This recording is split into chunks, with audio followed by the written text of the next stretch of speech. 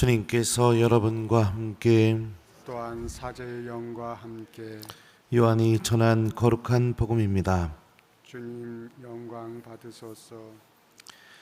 그때 요한이 자기 제자 두 사람과 함께 서 있다가 예수님께서 지나가시는 것을 눈여겨보며 말하였다. 보라, 하느님의 어린 양이시다. 그 두 제자는 요한이 말하는 것을 듣고 예수님을 따라갔다. 예수님께서 돌아서시어 그들이 따라오는 것을 보시고 무엇을 찾느냐 하고 물으시자 그들이 랍비 어디에 묵고 계십니까 하고 말하였다. 랍비는 번역하면 스승님이라는 말이다. 예수님께서 그들에게 와서 보아라 하시니 그들이 함께 가 예수님께서 묵으시는 곳을 보고 그날 그분과 함께 묵었다. 때는 오후 4시쯤이었다. 요한의 말을 듣고 예수님을 따라간 두 사람 가운데 하나는 시몬 베드로의 동생 안드레아였다. 그는 먼저 자기 형 시몬을 만나 우리는 메시아를 만났소 하고 말하였다. 메시아는 번역하면 그리스도이다. 그가 시몬을 예수님께 데려가자 예수님께서 시몬을 눈여겨보며 이르셨다. 너는 요한의 아들 시몬이구나. 앞으로 너는 케파라고 불릴 것이다. 케파는 베드로라고 번역되는 말이다. 주님의 말씀입니다. 그리스도님 찬미합니다.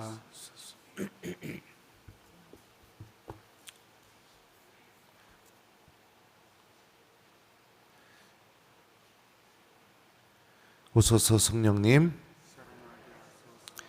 예수님께서 그들에게 와서 보아라 하시니 그들이 함께 가 예수님께서 묵으시는 곳을 보고 그날 그분과 함께 묵었다. 안녕하세요.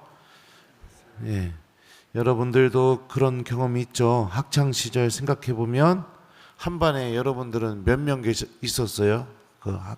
예? 67명. 야, 그때는 엄청 많았네요. 저 때는 한 45명 한 반에 그렇게 있었던 걸로 기억납니다. 그러면은 그 60명, 70명 되는 같은 반 친구들 여러분들 1년 동안 지내고 나면은 그 60명, 70명 뭐 하는지 다 알게 됩니까? 다 친해요? 아니죠. 그 중에 친한 친구들은 몇 명 되지 않을 겁니다. 저도 그래요. 45명 이렇게 같이 한 학년을 시작하게 되면 그 중에 몇몇 친구들은 엄청 친해지고 나머지는 그냥 얼굴 알고 뭐 인사 정도 하고 뭐 그 정도만 이렇게 알게 되죠. 그러면은 그냥 얼굴을 아는 친구와 내가 엄청 친해져서 잘 알게 되는 이 친구들의 차이가 뭐냐? 그만큼 내가 그들과 함께 한 시간, 또 대화를 나눈 시간, 그런 것들이 있느냐 없느냐에 따라서 그런 차이가 벌어지게 됩니다. 오늘 복음을 보면 세례자 요한이 예수님을 향해서 보라, 하느님의 어린 양이시다 라고 이렇게 이야기해요. 이 하느님의 어린 양이라는 이 표현은 요한복음에만 나오는 표현이에요. 아주 독특한 표현이죠. 그래서 학자들은 특히 이 어린 양이라는 글자와 연결지어서 이 양이 아브라함이 이삭을 제물로 바칠 때 그때 하나님께서 마련해 주신 양이었다. 양을 의미한다. 뭐 이것도 얘기하기도 하고 그 다음에 이스라엘이 탈출할 때 이 파스카 어린 양으로 잡았던 그 양이다. 그 의미다. 라고 얘기하기도 하고 또 레위기를 보면은 매일 하느님께 양을 잡아서 바치는 제사가 있어요.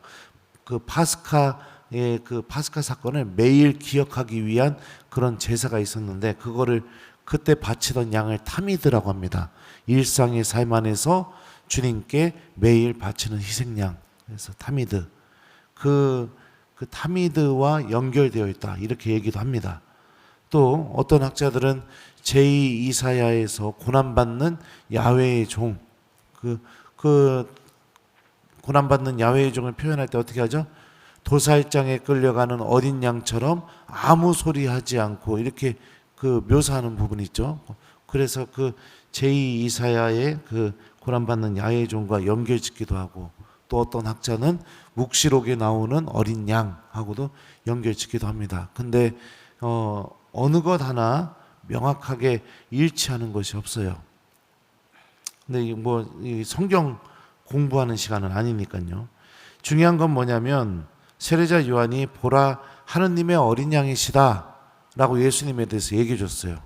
그런데 제자들이 그 소리를 듣고 예수님께 가서 예수님과 함께 시간을 보낸 뒤에 세례자 요한이 하느님의 어린 양이시다 라고 그 고백을 그 하느님의 어린 양이시다 라고 말씀하신 그 예수님이 하느님의 어린 양이 어떤 어린 양이신지, 그분이 도대체 누구이신지, 왜 세례자 요한이 예수님을 하느님의 어린 양이라고 얘기하는 건지, 그 하느님의 어린 양의 의미가 도대체 무엇인지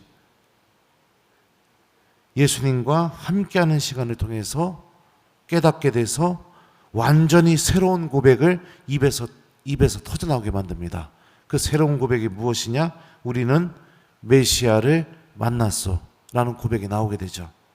그리고 이 예수님에 대한 이 알미 얼마나 새로웠으면, 보통 우리 그렇잖아요. 여러분들 예를 들어서 새벽이니까 지금 예를 들어서 여러분들이 미사를 끝나고 나서 어디 해장국집에 가서 우연치 않게 해장국 한 그릇 먹었어요. 근데 이걸 먹어봤는데 내가 지금까지 먹어본 것과는 너무나 다르게 너무 맛있어서 이건 깜짝 놀랄 정도로 그걸 먹게 되었습니다. 자, 그러면은 어떤 일이 우리 안에서 벌어지게 될까요? 자, 누군가가 새벽 미사 끝나고 그 다음 주라도요, 해장국 먹으러 갈래? 아니면 본당 신부님이 해장국 먹으러 갈래? 그러면은 여러분들 어떻게 하실 겁니까? 1번 가만히 있는다. 2번 그래도 용기를 내서 신부님 제가 지난주에 그 집 가서 먹어봤는데 깜짝 놀랐다고 거기 가실래요? 이렇게 얘기한다. 3번 신부님이 해장국 먹으러 가자는 얘기를 듣자마자 그냥 대답도 안 하고 집으로 도망가 버린다. 자, 몇 번이에요? 그렇죠.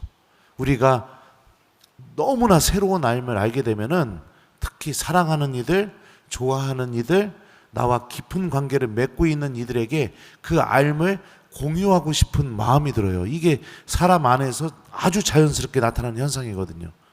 그러니까 안드레아가 이 세례자 요한이 하느님의 어린 양이라고 얘기해 줬는데 도대체 하느님의 어린 양이 뭔지 모르죠. 근데 가가지고 예수님과 함께한 시간을 통해서 메시아시구나, 구세주시구나, 나를 구원하실 분이시구나, 이거에 완전히 새로운 남을 알게 된 거죠.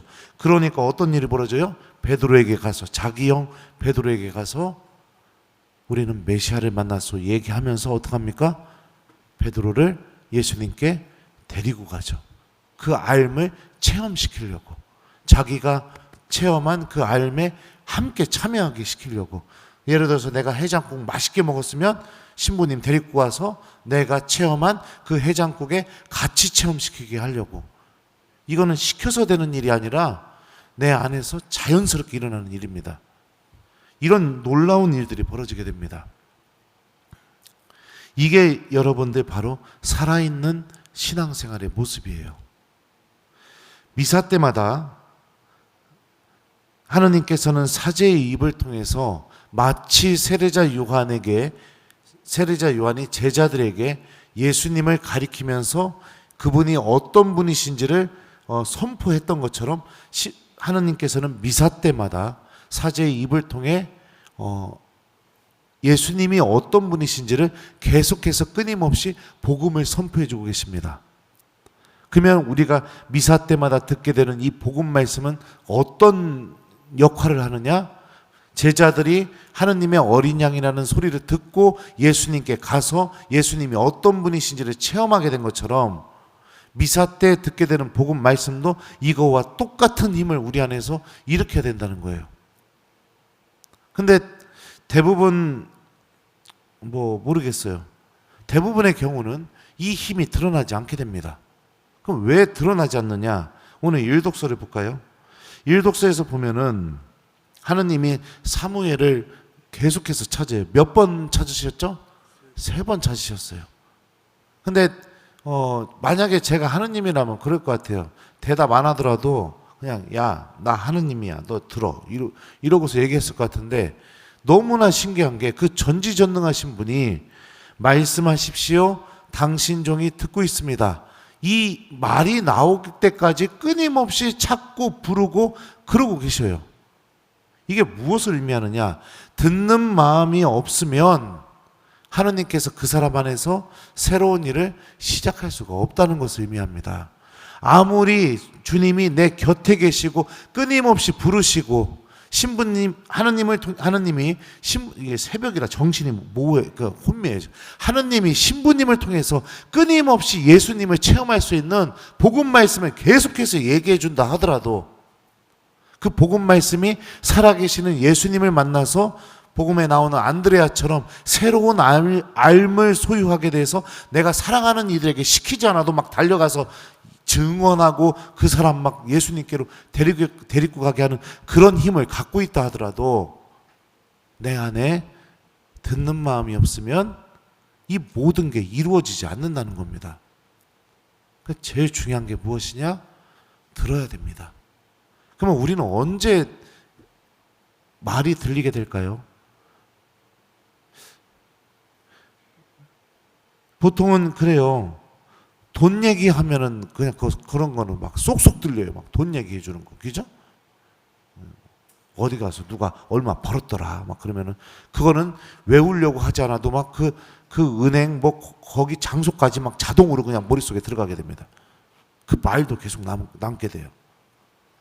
또 어떤 얘기가 또 저기일까요? 자녀를 둔 부모라면은 어디 학원 갔더니 거기 보내는 학원마다 애들 그 원하는 대학 다 갔더라. 그러면 그 학원 이름도 다 외우게 됩니다. 그 자동으로 들리게 되죠. 또 먹을 거 좋아하는 사람은 어디 갔더니 그거 먹으니까 너무 맛있더라. 그러면 그것도 그냥 자동으로 들리게 돼요. 그러니까 언제 들리게 되느냐? 내가 나에게 정말 이롭다고 여겨질 때, 그때 비로소 우리는 듣게 됩니다. 사랑하는 우리 교회 여러분들, 하나님의 말씀이 들리지 않는다면 여러분들은요, 이 믿음을 통해서 얻어질 것에 대한 관심이 전혀 없기 때문입니다. 믿음을 통해서 하느님께서 우리에게 주실 하느님 나라와 영원한 생명에 대해서 아무 생각이 없기 때문이에요. 그러니까 이걸 억지로 들으려고 하지 마시고, 만약에 내가 주님의 말씀이 들리지 않는다면 내 영혼의 문제에 대해서 한 번만 진지하게 고민해 주시길 바랍니다. 내가 이렇게 살아도 하느님 앞에 가게 되었을 때 내가 어떻게 그분을 맞이하게 될까? 한 번만 좀 고민을 해보셨으면 좋겠어요. 이 고민을 하기 시작하게 되면 자연스럽게 주님의 말씀이 들리게 됩니다. 그리고 또 두 번째는 뭐냐면, 말씀이 들려도 주저하는 사람들이 있어요. 여러 가지 상황들 때문에. 체면, 또 내 현실, 또 사람들과의 관계, 막 이런 것 때문에 말씀이 들려도 주저하는 경우가 있어요. 근데 그런 경우에는 오늘 복음에 나오는 제자들의 모습을 좀 기억해 보십시오. 예수님이 와서 보아라 하니까 어떻게 해요? 직접 가서 그분을 보고 그분과 함께 머무르는 시간을 마련했죠. 선택했죠. 그런 것처럼 여러분들 직접 말씀을 듣게 될 때 움직이는 신앙인, 그리고 그 말씀이 가리키는 곳을 진짜로 주저하지 않고 가려고 하는 신앙인, 그 말씀이 고백하는 예수님과 함께하는 시간을 가지려고 하는 신앙인, 용기를 내서 좀 그런 선택을 좀 해보셨으면 좋겠습니다. 그렇게 될 때 우리 믿음이 살아있는 믿음이 되겠죠. 복음이 고백하는 예수님을 내가 직접 만나서 내 안에서 체험된 고백이, 새로운 증언이, 그러니까 체험돼서 나오게 되면 내 안에서 복음이 재해석돼서 새로운 복음으로 터져나오게 되겠죠. 그러면서 나도 누군가에게 복음 선포자가 되겠죠. 그런 신앙생활을 살게 될 때 우리는 예수님을 알아나가는 신앙인, 예수님과 깊은 관계를 맺게 되는 그런 신앙인이 될 수 있습니다. 오늘 이 독서 말씀도 볼까요? 여러분의 몸이 그리스도의 지체라는 것을 모릅니까? 여러분의 몸이 성령의 성전임을 모릅니까? 우리들의 몸이 예수님과 연결되어 있고 또 우리들의 몸에 성령께서 거처하시는 거룩한 장소라고 바오로가 이야기하고 있습니다. 듣는 마음을 소유하게 될 때 우리들의 몸은 항상 죄를 저지르는 장소로 끝나는 것이 아니라 이 특별한 결합의 신비를 깨닫고 그 결합의 신비가 드러나게 되는 거룩한 장소로 바뀌게 될 겁니다. 살아계신 예수님을 누군가에게 새롭게 증언하는 장소, 그를 예수님께로 데려가는 구원의 도구, 바로 그게 우리 몸이 될 것이죠. 이 모든 게 여러분들 내가 듣는 마음에서 시작된다는 거, 이걸 좀 기억하면서 이번 한 주간 동안 여러분들 우리 좀 실천해 봤으면 좋겠어요. 오늘 일독서와 복음이 알려주는 하느님 체험하는 공통적인 방법. 첫 번째, 하느님의 말씀을 듣는다. 두 번째, 예수님께 간다. 세 번째, 예수님을 바라본다. 네 번째, 예수님과 함께하는 시간을 갖는다. 이 네 가지, 듣다, 오다, 보다, 머무르다, 네 가지.